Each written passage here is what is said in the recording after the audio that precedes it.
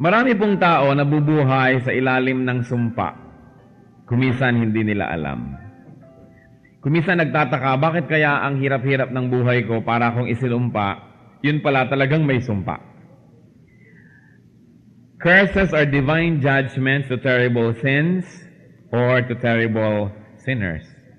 Curses can lead to barrenness. Curses can lead to poverty. Curses can lead to difficulty, sickness, or even death. People could be living under curses without fully knowing it. Heavenly Father, we pray for enlightenment today. Bigyan niyo kami ng inyong liwanag at nang makita namin kung mayroong mga sumpa na nagkakaroon ng epekto sa aming buhay. Kayo, Panginoon, ang naglilinis, kayo nagpapatawad, kayo nagpapalaya. Ang aming dalangin, palayain niyo po kami maging sa mga sumpa na maaring hindi namin alam naroon pala sa aming buhay. Let your will be done in our lives. Let your perfect will be done in every day of our lives. And today, Father, we seek your glory, we seek your truth, we seek your comfort. And above all, we seek your liberation. Liberate your people. Continue, O Lord, to set us free from every little and big thing that continue to shackle us. And we pray that your will set us free. Lord, right now we seek your truth, and in the name of Jesus, we reject, rebuke, and drive away any presence of evil, any evil spirit that can bring confusion into our lives, that can distort the word of God. We command you to leave us, and we pray, Father, you will descend upon us. Holy Spirit, be with us. Give us eyes that see and ears that hear, and liberate us with the truth. Father, we seek you. Be our speaker today. We have gathered to hear you, not any human being but you alone. Be our speaker. Use only your servant, but do your will, accomplish your purpose. Send your word that can heal all of us, and then glorify only yourself as you set your people free. We seek you, Father, confident that you will grant our request as we ask in the name of Jesus our Lord, your Son. Amen. 10 terrible curses. Tayo po'y magbilang. Baka meron tayo ng isa sa mga 10 matitinding mga sumpa. There are many curses in the Bible, but we're going to focus on 10 to see how free we are from such curses. In relation to God, we're going to discuss 4 curses. 4 na sumpa na dumarating nang may kinalaman sa ating pakikitungo sa Diyos. Curse number 1 is a curse for making religious idols. May sumpa ang paggawa ng mga Diyos-Diyosan.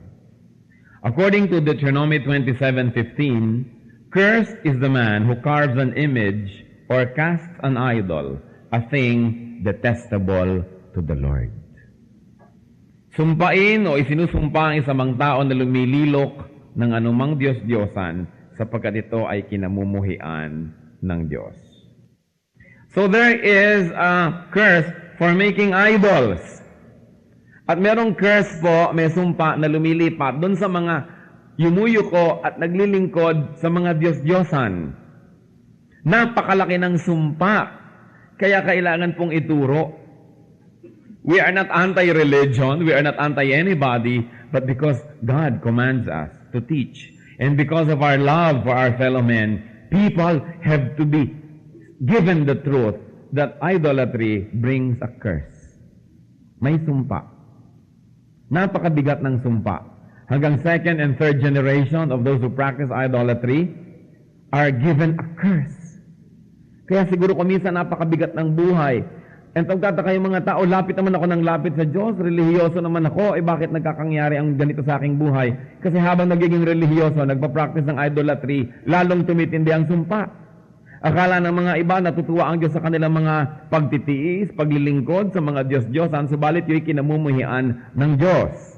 Deuteronomy 27:15, cursed is the man who carves an image or casts an idol, a thing detestable to the Lord. Isang sumpa. Another curse is a curse for those who rely on works instead of grace for salvation. Sabi po sa Galatians 3:10, all who rely on observing the law are under a curse. For it is written, cursed is everyone who does not continue to do everything written in the book of the law. Napakalalim po ang mga epekto nito sa ating buhay. Sino man daw ang hindi susunod sa lahat ng iniuutos sa Biblia ay may sumpa sa kanyang buhay. Kaya ang tanong, sino pong tao ang makasusunod sa lahat ng utos ng Diyos sa lahat ng oras? Meron po ba? Wala. Kaya ang sabi dito, sino man ang umaasa na siya'y maliligtas dahil sa paggawa niya ng mabuti, ay daig pa ang may sumpa sa kanyang buhay dahil hindi naman siya makakagawa ng lahat ng mabuti sa lahat ng panahon. Kung gayon, ang umaasa sa paggawa ng mabuti para maligtas ay mapupunta sa kapahamakan, siya'y nasa ilalim ng isang sumpa. Cursed is a person who relies on works instead of grace. Ang tanong ay ganito, bakit pa nagbigay ng mga batas para sundin? Ang mga batas po ng Diyos, una, ibinigay yan talaga para maging alituntunin natin at pamantayan sa paggawa ng tama. Subalit, higit pa sa roon, may mas malalim na ipinahihiwatig ang mga batas ng Diyos. At ipinahihiwatig dito na kailangan natin ng grace, ng grasya ng Diyos para maligtas. Sapagkat sino man ang masusing mag-aaral ng mga utos ng Diyos, merong inevitable conclusion kayong mararating. At yan ay sasabihin nyo, imposible ko itong magawa lahat. Walang taong makasusunod ng lahat ng ito sa lahat ng panahon. Marami pong mga tao ang akala nila ang mga utos ng Diyos ay hagdanan na isa-isa mong aakyatin para ka makarating sa kaluwalhatian ng Diyos sa langit at sa kaligtasan. Subalit hindi yan hagdan na maaaring akyatin sapagkat walang makaaakyat ng kaluwalhatian ng Diyos. Ang mga utos ng Diyos ay isang pader na mataas at blanco na nagsasabi sa iyong, imposible, you cannot make it. To the point that the laws point to Jesus Christ. That the law of God points to grace. Na sinasabing, kung aakyatin mo lang ako, imposible. You cannot go to God on your own. Hindi mo pwedeng kitain ang kaligtasan. You cannot earn salvation through good works because nobody does everything good prescribed in the book. In other words, anybody who will be very serious studying the Old Testament will say, Bitin, nasa na ang kasunod? Kasi dapat yung New Testament, grace. To the point that everybody in the Old Testament that looked forward to the Messiah, to the Savior, was saved through faith in the Savior who was to come. Now we look backward to the Messiah who has already come, and we are saved by looking backward to the Messiah who has come. It has always been grace. Marami pong mga tao naniniwala, nagtuturo na, pagka nagkasala ka muli, hindi ka na naman ligtas. Di ang ibig sabihin pala, minsan tayong iniligtas ni Kristo, at pagkatapos every day thereafter, tayo na ang naging tagapagligtas ng ating sarili. Kasi pag sinasabi mong, nagkasala ka, therefore hindi ka naligtas, baligtarin niya yan, ligtas ka dahil hindi ka nagkasala. If my personal sin will bring judgment upon me, then it must be my personal holiness that should grant absolution or should give me salvation. But we know na hindi po yung ating mabuting gawa ang nagliligtas sa atin, kundi yung mabuting gawa ni Kristo na pag pinaniwalaan natin at inallocate natin sa ating sarili, nagiging atin na sa pamamagitan ng pananampalataya. Kaya ang sinasabi dito, all who rely on observing the law, and if I may add a parenthetic expression, all who rely on observing the law to be saved are under a curse.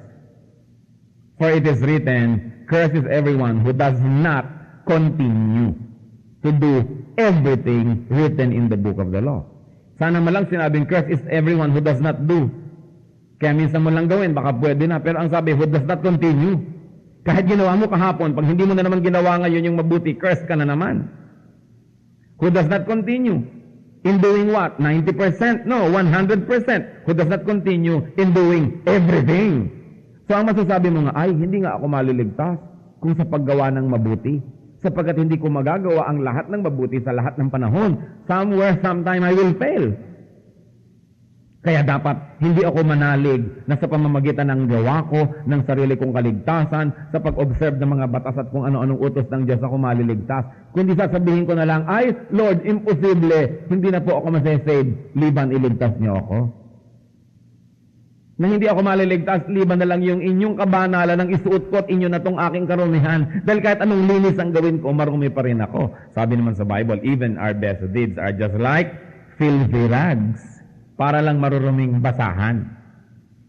Hindi natin namamalayan, maaaring may sumpa pala in our life pagka inaasahan natin yung atin lang sariling mabubuting gawa. Kasi pag sinabi na ibang nagkasala ka, hindi ka na naman saved. Therefore, siya, saved pa rin dahil hindi siya nagkasala. Di siya ang savior ng sarili niya. And it is a great blasphemy because there's only one Savior, and that is Jesus Christ. Pag sinabi nating natanggal na naman ang kaligtasan mo dahil nagkasala ka, therefore, baligta rin, pag hindi natanggal, accomplishment ko kasi hindi ako nagkasala. Therefore, at the very least, I am Christ's co-savior. He saved me once, but I maintained my salvation. So, co-savior na ako. Kaya hindi yan totoo. Sabi po, cursed is the one who rely on observing the law. Hindi naman ibig sabihin, masama po to observe the law. We must. But because we are already saved, we observe God's law. Hindi yung we observe God's law so we can be saved. Baligtad. Dahil tayo ay anak na ng Diyos, sinusunod na natin lahat ng inuutos niya para siya maluwalhati. Pero hindi yung susundin ko lahat ng utos para ako maging anak ng Diyos. There is nothing you can do in your own merit that can earn you that blessed situation except to accept Jesus as Savior and Lord. Grace lang.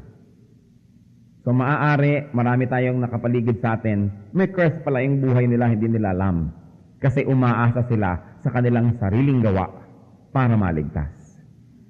Bakit naman curse yun? Biruin nyo yung ginawa ng Panginoong Jesus, i-ignoren mo. Sabi mo, teka, hindi enough yan. Kailangang dagdagan ko ng aking sariling pagsisikap. Sinabi na nga ng Panginoon nung mamamatay siya sa krus, it is finished.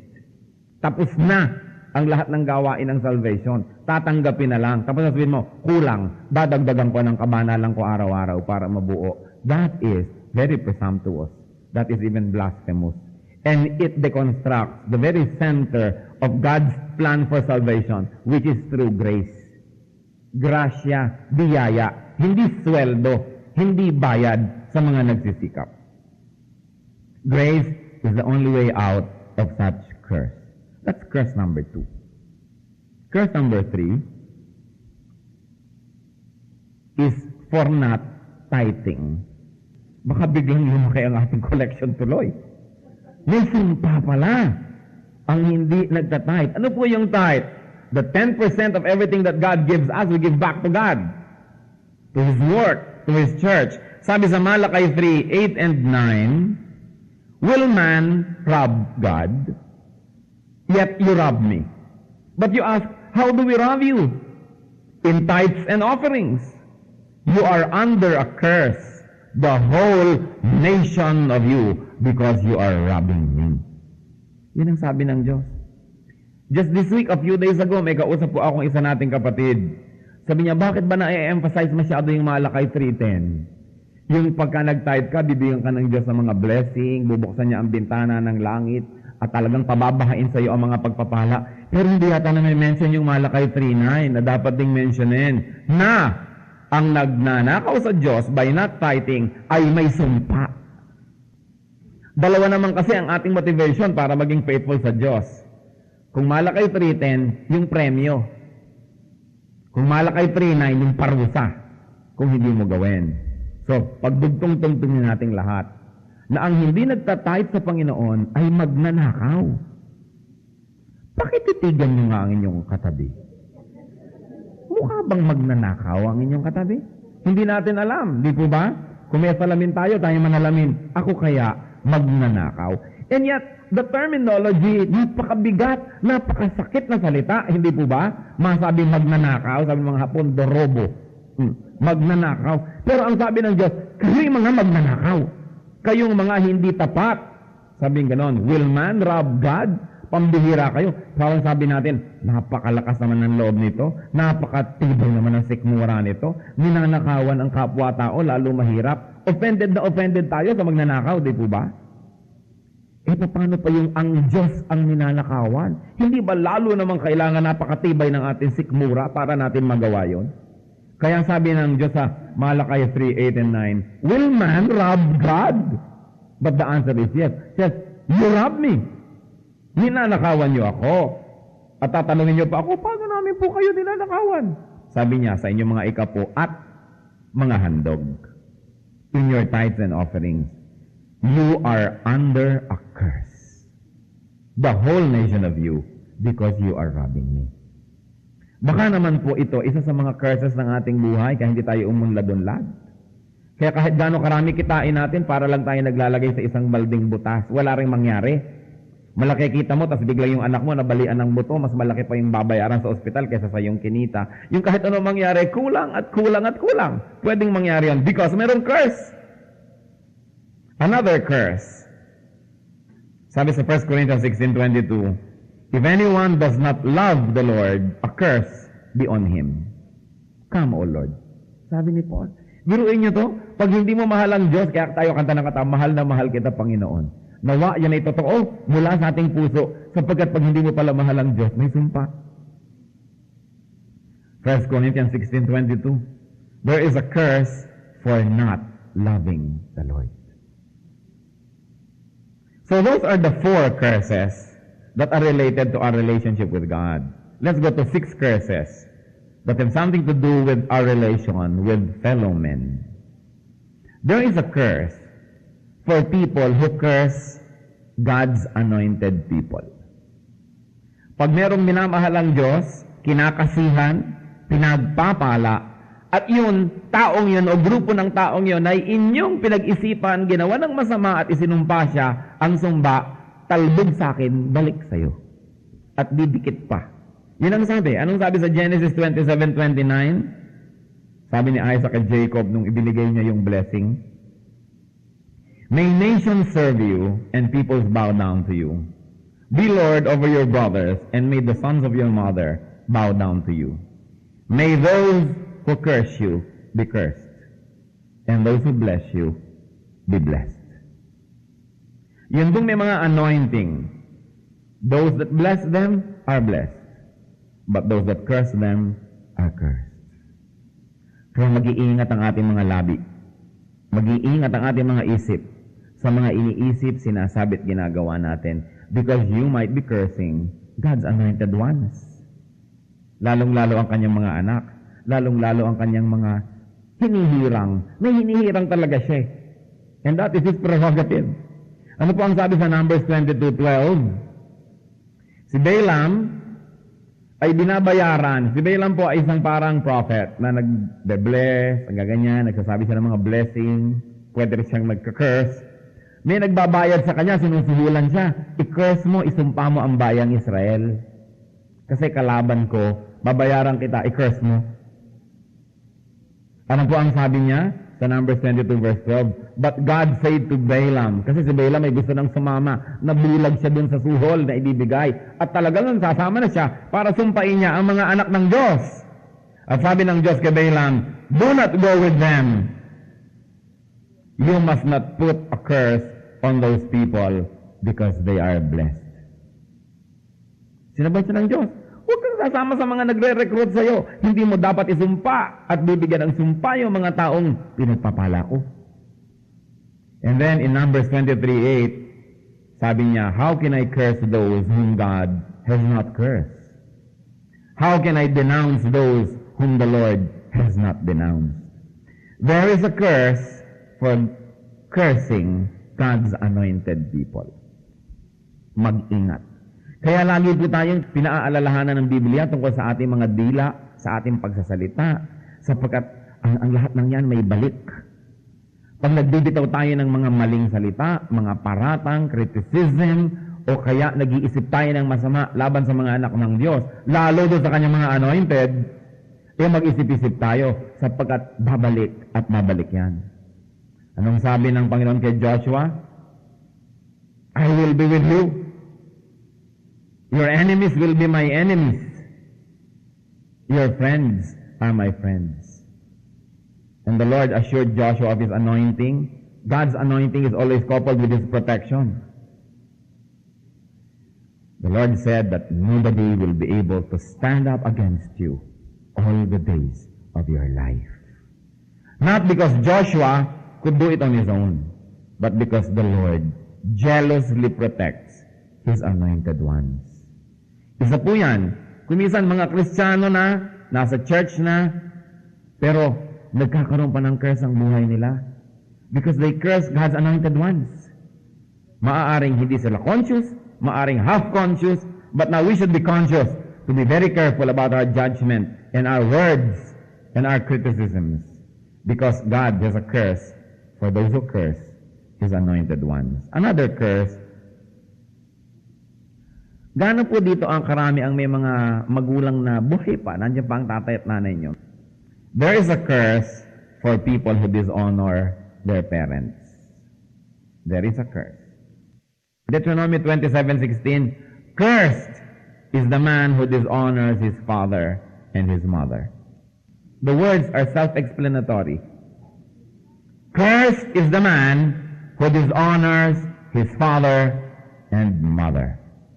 Napakahalaga ng teaching na yan. How do we dishonor parents when we disobey in their godly admonitions?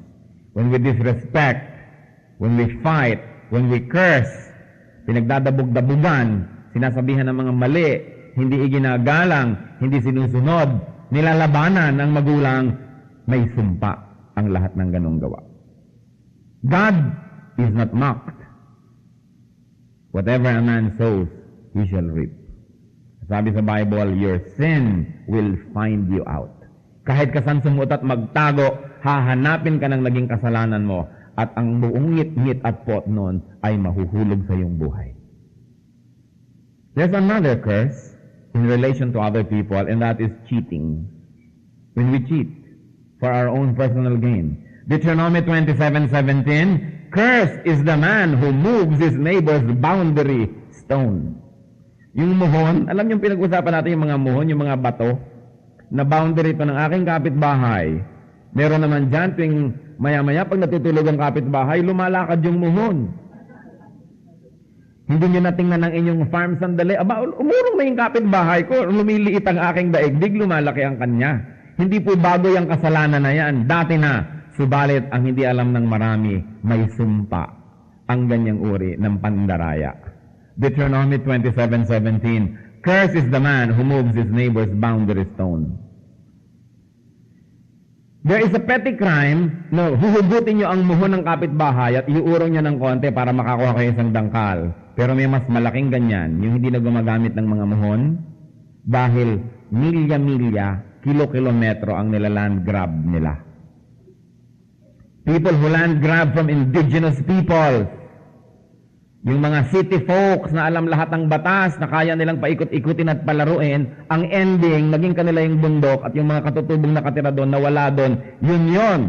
Times 100 curses dapat ang bumagsak sa mga taong nangaagaw ng lupa ng mga katutubo for their personal gain. Sa mga taong nangaagaw ng lupa ng mahihirap, konti na nga yung lupa, inaagaw pa para lang lumaki ang sakin. Sabi, cursed is the man who moves his neighbor's boundary stone. Napakarami po nating mga kababayan, mga katutubo na sapagkat they don't have a culture of having and a culture of greed. For thousands of years, they share the entire resources of the mountains and the forest with everyone else. O darating ngayon ang isang taga Maynila o taga Cebu na iwinawagayway na kaprasong papel at sinasabi, akin ang bundok na ito, umalis kayo dyan. Greed. The Lord has a curse for such types of people. Nangaagaw sa mga kawawa. Number 8, another curse, is for leading the blind astray. Naranasan nyo na ba na nagtanong kayo sa ng direksyon, binigyan naman kayo ng mga nakatambay doon sa isang kanto, tapos lalo kayo nagkawala-wala. Tapos nung makita nyo, tawanan sila ng tawanan, pinagtatawanan kayo dahil napasuot kayo sa morgue. Napasuot kayo kung saan-saang mga kuweba. Sabi sa Deuteronomy 27:18, "Cursed is the man who leads the blind astray on the road." Of course, una, yung technical, yung kwan lamang, yung blind na physical blind. Na blind na nga yung tao, mamaliin mo pa ang direksyon niya, parang ang sama mo naman. Pero marami pong tao, kahit nakakakita yung dalawang mata nila, blind din. Kasi hindi nila alam ang totoo. Naghahanap ng katotohanan, pupunta sa manghuhula, at kung ano-anong sasabihin ni manghuhula sa kanya, yun din yon, leading the blind astray. Mga taong pupunta sa counselor dahil nanghihina ang loob, mamaya yung counselor ang nagsasamantala sa kahinaan ng mga tao sapagkat naipahayag sa kanila ang mga kahinaan. Yung mga tao na ng oras na malaman mo ang kahinaan ng iyong kapwa, binablockmail mo ngayon at lalo mo siyang pinagsasamantalahan. Pare-pareho po yan under this curse. There is a curse for those who lead the blind astray. Kung minsan litong-lito na nga yung tao, hihingi ng payo, ang ipapayo nyo, yung makabubuti para sa inyo, hindi para sa kanya. That is the same. Whenever it is your interest, and not the interest of the weak, the blind, that you take into consideration, there is a curse awaiting you for leading the blind astray. Kaya ang dami-dami pong sumpa sa mga religious leaders. Ang dami-daming sumpa sa mga relihiyon na nagdadala sa mga tao sa higit lalong kapahamakan. Simba na nga ng simba yung tao dahil ayaw magpunta sa impyerno, lalong napa-expressway dahil sa mga maling turo. Kaya nga donate na ng donate yung tao para huwag siyang mapasali sa impyerno, yung pala lalong napadiin ang kanyang kaso. Lalapit siya sa mga relihiyoso, tuturuan pa siya ngayong sumamba sa mga Diyos-Diyosan, lalo siyang napahamak, mabuti pa wala na lang siyang relihiyon. For leading the blind astray. For teaching ideas that are not biblical. For teaching people to go against what the Bible says. That is leading the blind astray. Kitang-kita po natin. Second commandment sa Bible, nakalagay, huwag kang gagawa ng anumang bagay na nililok, na anumang kawangis ng anumang nasa langit o sa lupa. Huwag kang yuyuko sa kanila, huwag mo silang paglilingkuran. It's a very, very clear teaching and commandment and admonition against idolatry. And yet, there are many churches in this country na pag nakinig kayo sa kanila, lalo kayong mabubulid sa impyerno. Bakit? Nakalagay sa labas ng kanilang mga simbahan at mga pader, ang 10 utos. Pagkatapos, nawawala yung second commandment na nagsasabing, you shall not commit idolatry. Thou shalt not make idols, nor bow down to them or serve them. Nawawala. At pagkatapos, dahil kulang ang 10 commandments, yung 10th commandment that you shall not covet, pinagdadalawa. Dahil siyempre, mawawalan, kulang. So, naging 9, you shall not covet thy neighbor's house. Number 10, you shall not covet thy neighbor's goods. Isang commandment lang yun na pinagdalawa dahil pinagkukubli nila na nawawala ang number 2. Nililin lang nila ang mga tao. This is not a human mistake. Hindi nyo pwede sabihin, nagkamali lang siguro yung teacher. Hindi. This is policy. Policy to deceive. To mislead the blind. There is a curse for such people and for such groups. Hindi na nga nagbabasa yung mga tao ng Biblia, editin mo pa yung Bible, tatanggalan mo pa nung laman niya talaga, at dadayain at lilinlangin at pagsisinungalingan mo ang mga tao na ito ang 10 utos ng Diyos. Kasinungalingan. And this is institutional lie. This is not just a momentary lie na nagigipit ako, baka ako patayin ng mga ito, maglalay na nga ako. Hindi. Policy. There is a curse for misleading the blind. Another curse for being unjust to the weak. Sabi po sa Deuteronomy 27:19, cursed is the man who withholds justice from the alien, the fatherless, or the widow. There is a soft spot in God's heart for the orphans and for widows. Napakalaki ng proteksyon at pag-ibig ng Panginoon sa mga ulila at sa mga balo. Tiyakin ninyo na hindi kayo nagsasamantala sa kanilang kahinaan. Kumisan, namatay na yung tatay, sige, ibigay mo na sa akin yung dalagita mo at magawa na lang katulong. Pagkatapos, underpaid, wala naman choice yun, magugutom yung mga yan. There is a curse for such people who take advantage of the weakness of widows, orphans, and aliens.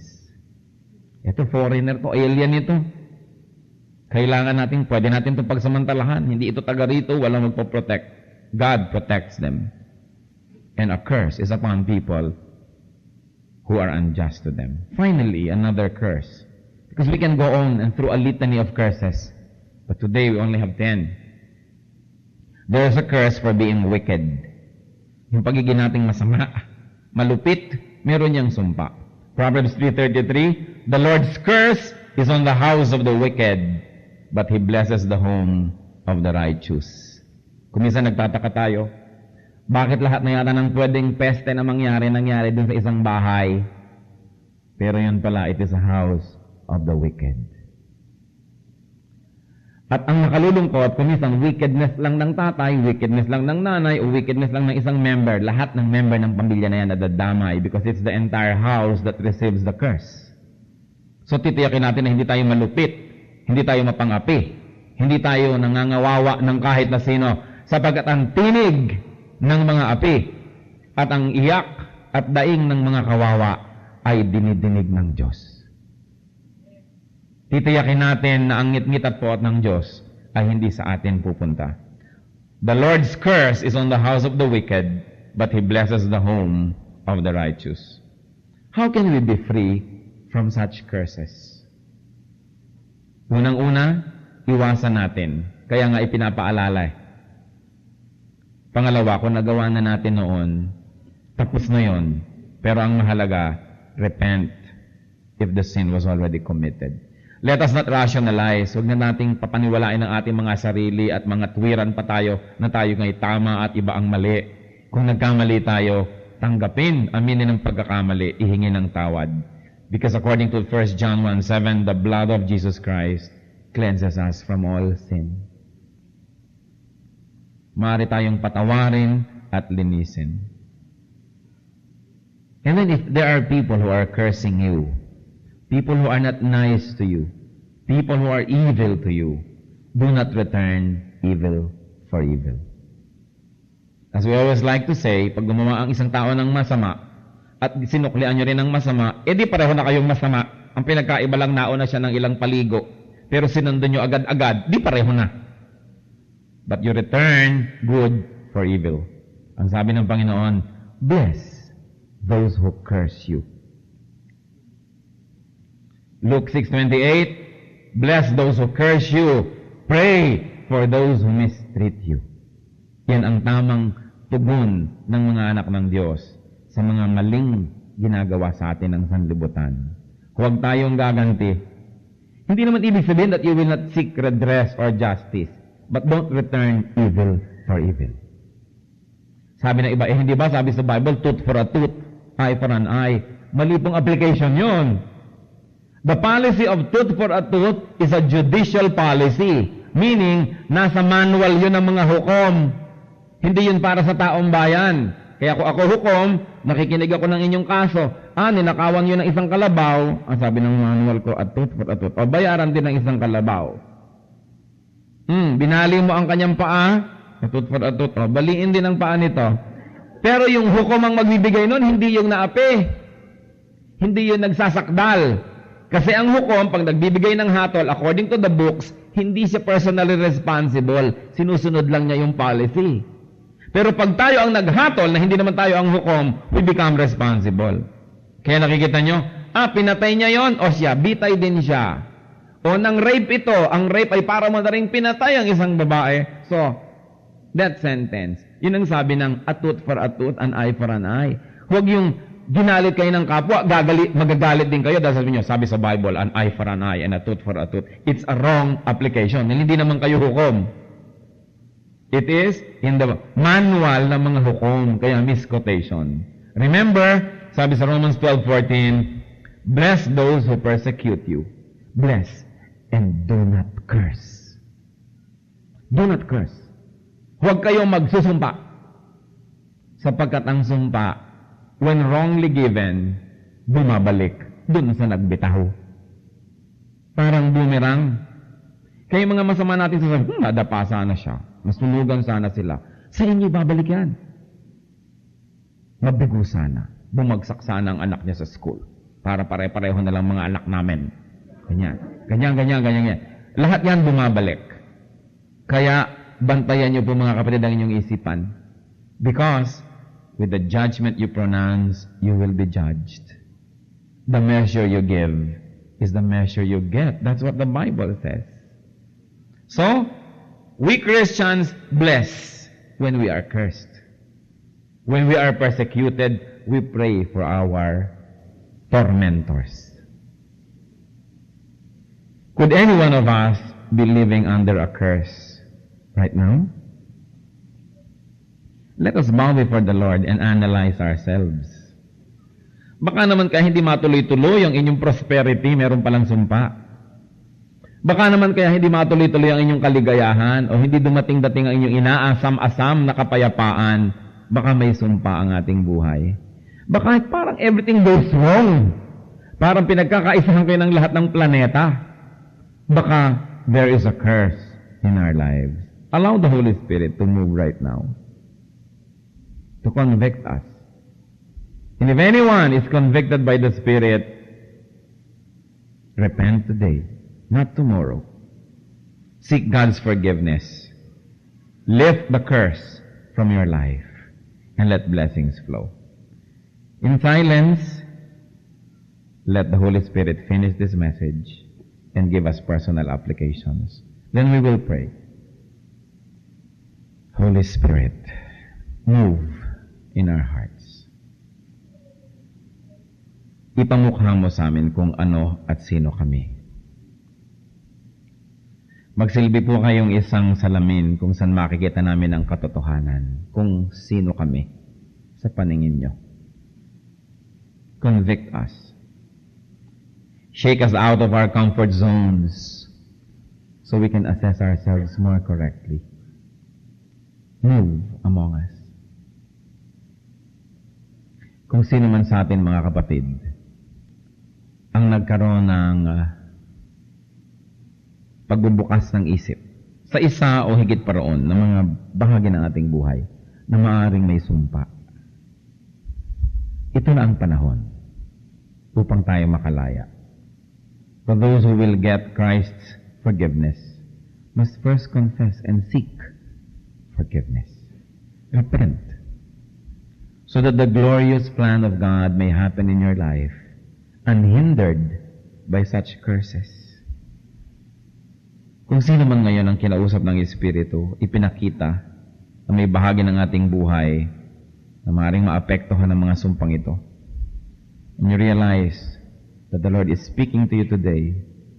The Lord speaks so we can repent and obey. And you want cleansing. You want restoration. Stand right now while heads are bowed, eyes closed. Kilalanin natin na nagkamali tayo. Kilalanin natin kailangan natin ang pagpapatawad ng Panginoon. At hihingi tayo ng pagpapala na ang mga ito mawalang bisa kung nagkaroon ng bisa sa inyong buhay. We're going to pray right now. Sino man magsasabing, Lord, may curse nga siguro itong buhay ko because of any of those that have already been mentioned. The Lord said, come to me, I will give you rest. Come to the Lord in prayer. Yes, we're going to pray now. Whoever would like to say, Lord, I like your restoration. Forgive me. Take away this curse from my life. Napakarami palang paraan na makaroon ng sumpa. It's not an accident that the Lord brought you here today. He likes to restore you. He likes to forgive. He likes to take away that curse from your life. But you've got to stand up and tell Him, Lord, take it away. I'm sorry for it. Those who would like to receive restoration, freedom from such curse, you stand up where you are. We need to humble ourselves before the Lord so that He may be exalted. We need to admit our shortcomings. God is our judge, not our fellow men. Anybody else, like to say, Lord, isa o higit sa 10 ito, naging guilty ako. Right now, I repent. I'm sorry. Restore me. This is your day of restoration. A beautiful, wonderful day. Na mawawala ang mga tabing ng kadiliman, maliit man o malaki, sa ating buhay. Silently, those who stand and those who still like to stand, do so. Seek God's forgiveness. And I'm going to pray for blessing for you. In silence, seek the Lord's forgiveness and restoration. I cannot do that for you. You've got to do that yourself. Lord, listen to the prayer of your people. Hindi kayang sabihin ng aming labi, Panginoon, ang lahat ng dapat ihingi ng tawad. Subalit sa pagtayo na yung mga anak, kinikilala na mayroong pagkukulang, may pagkakamali. Ipinapaubaya na namin sa iyo, Panginoon, ang pagrabisa ng lahat ng mga dapat na maging dahilan ng pagtayong ito. Maging yung hindi maalala ng mga kapatiran ngayon, naaalala nyo sapagkat alam nyo ang lahat. Wala kaming lihim sa inyo. Panginoon, ang aking inihiling, Amang Diyos, alang-alang sa dugo ni Kristo, alang-alang sa kanyang mga latay, alang-alang sa kanyang pagtitiis, alang-alang sa kanyang paghihirap at pag-ibig sa mga nakatayo ngayon sa iyong presensya, igawad niyo po ang pagpapatawad. Ayon na rin sa paghingi ng tawad ng bawat isa. At sa paggawa niyo yan, Panginoon, na naniniwala kaming siyang nais niyong gawin, na iniintay niyo lamang na kami lumapit sa inyo. Alisin niyo, Panginoon, ang anumang sumpa, bahid ng sumpa, na maaring nagpapahirap sa mga kapatid na ito. We reject and rebuke your works, Satan, in the lives of these people. We shatter to pieces your evil plans against these people as we expose through the light of the gospel the deception that you have inculcated in the lives of many brothers and sisters. And we receive your light, O Holy Spirit. We receive your restoration. Ama, sa pagtayo ng iyong mga anak, sa pagpapakumbabang ito, ibangon mo sila. Patindigin mo sa iyong mga salita. Pasandalin mo sa iyong pag-ibig at liliman mo ng iyong pagmamahal. Father, I ask you on behalf of Jesus, all blessings, material, physical, emotional, spiritual, that have been withheld because of such curses, let these blessings flow into the lives of these people right now. We claim blessings from the very throne of Jesus. We claim our inheritance as children of God through our faith in the Lord Jesus. Let this rich and exuberant and beautiful and refreshing inheritance be released unto your people as they are restored and forgiven through the blood of Jesus Christ. Thank you, Father, for hearing our prayer. Thank you for being so good to us to remind us. Thank you for exposing the truth. And thank you, Lord, for exposing all the lies that could have gone on deceiving us. Thank you for liberation. Thank you for truth. In Jesus' mighty name. Amen. Amen.